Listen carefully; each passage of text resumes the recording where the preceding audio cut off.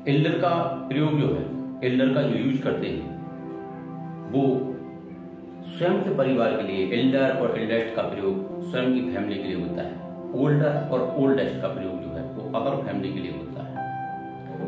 तो ऐसे शब्द जो हैं वो डिग्री के अंतर्गत आते हैं। अब आप समझ गए होंगे कि मेरा टॉपिक कौन सा है।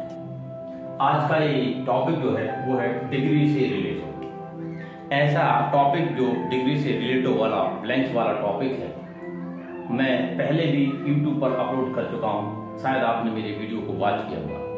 आज फिर ये डिग्री ब्लैंक्स से रिलेटेड आपके सामने एक टॉपिक लेकर आए हैं, तो उम्मीद करते हैं आप इसको पूरा वॉच करेंगे। और फ्रेंड्स, वीडियो को वॉच करते करते चैनल को भी सब्सक्राइब कर मोटिवेट करें, क्योंकि सब्सक्राइब होने से मोटिवेट होगा और मैं इसी प्रकार से आपको ग्रामर रिलेटेड वीडियो लेकर आता रहूँगा। इससे पहले भी बहुत सी ग्रामर रिलेशन वाले वीडियो जो है मैं अपलोड कर चुका हूँ, आप उन्हें वॉच करें प्लेलिस्ट में जाके। आज जो है डिग्री ब्लैंक वाला जो टॉपिक है, इस टॉपिक में हम आपको ये बता रहे हैं किस प्रकार से हमें ये जो कॉम्पिटिटिव एग्जाम में कभी कभी डिग्री वाले ब्लैंक आ जाते हैं, कैसे फिल करना पड़ता है। चलते हैं और हम आपको बता दें, ये पहला सेंटेंस जो है मोहन स्टालर ब्लैंक पूनम, और यहाँ पे लिखा है द एल्स दैट। यहाँ पर इस बात का ध्यान रखना है आपको कि यदि किसी एडजेक्टिव में, अभी जो हमने बताया था, यदि किसी एडजेक्टिव के जस्ट बाद ईआर हो तो वहां पर हमें जो है कॉम्पिटिटिव डिग्री वाला ही समझना चाहिए। और ऐसा शब्द जो कॉम्पिटिटिव डिग्री के अंतर्गत आता है और उसकी जो कंपैरिजन की जाती है, जो तुलना की जाती है, वो देन से की जाती है, तो यहाँ पर हम देन का प्रयोग करेंगे। इसलिए इस ब्लैंक में जो है वो देन फिल किया जाएगा। दूसरा है Sheela is elder blank her sister. अब यहाँ पर तीन ऑप्शन दिए हैं, देन द टू। तो एल्डर शब्द ऐसा है कॉम्पिटिटिव डिग्री के अंतर्गत जिसके बाद में टू आता है। ओल्डर शब्द ऐसा है कॉम्पिटिटिव डिग्री में जिसके बाद देन आता है। तो यहाँ पर जो है एल्डर शब्द दिया है, तो एल्डर के बाद यहाँ पे टू का प्रयोग किया जाएगा, मतलब यहाँ ब्लैंक में हम टू फिल करेंगे। अगला है राम वास ब्लैंक टू लक्ष्मण।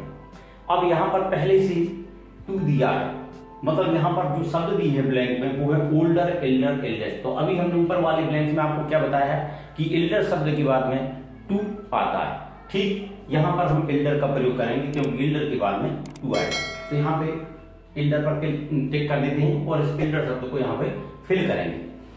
फ्रेंड्स, अगला जो है Mohan is blank than Ravi. इससे पहले अभी हमने आपको बताया था यदि किसी एडजेक्टिव में ईआर जुड़ा तो वहां पर जो है उसका कंपैरिजन करते हैं देन से।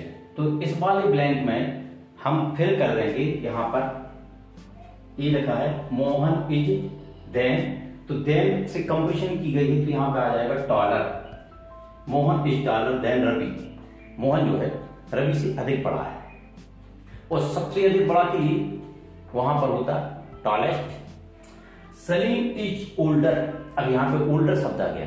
अभी हमने आपको बताया था कि एल्डर के बाद टू और ओल्डर के बाद में देन का प्रयोग किया जाता है, इसलिए यहाँ पर आ जाएगा देन। तो इस वाले ब्लैंक में देन फिल किया जाएगा। वीडियो को वॉच करते करते आपको समझना भी है, नोट भी करते जाना है। बहुत ही ज्यादा इंपॉर्टेंट वीडियो है आपके लिए ब्लैंक्स वाला। ऐसे ब्लैंक्स वाले वीडियो जो है आपको देखते रहना चाहिए, क्योंकि ये ब्लैंक्स जो है आपके कॉम्पिटिटिव एग्जाम में या किसी भी एग्जाम में अक्सर पूछे जाते हैं। वीडियो को वॉच करते करते फ्रेंड्स एंड स्टूडेंट्स मेरे चैनल को सब्सक्राइब जरूर करें। आगे चलते हैं, प्रताप इज एन बॉय। तो यहाँ पर एन दिया है, आर्टिकल है ए एन, तो ए और एन इंडेफिनिट आर्टिकल जो जिनकी जस्ट बाद जो है यहाँ पर प्रयोग किया जाएगा किसी एक शब्द को, क्योंकि एक के बारे में बात की गई है इसलिए एन के बाद में इंटेलिजेंट आएगा।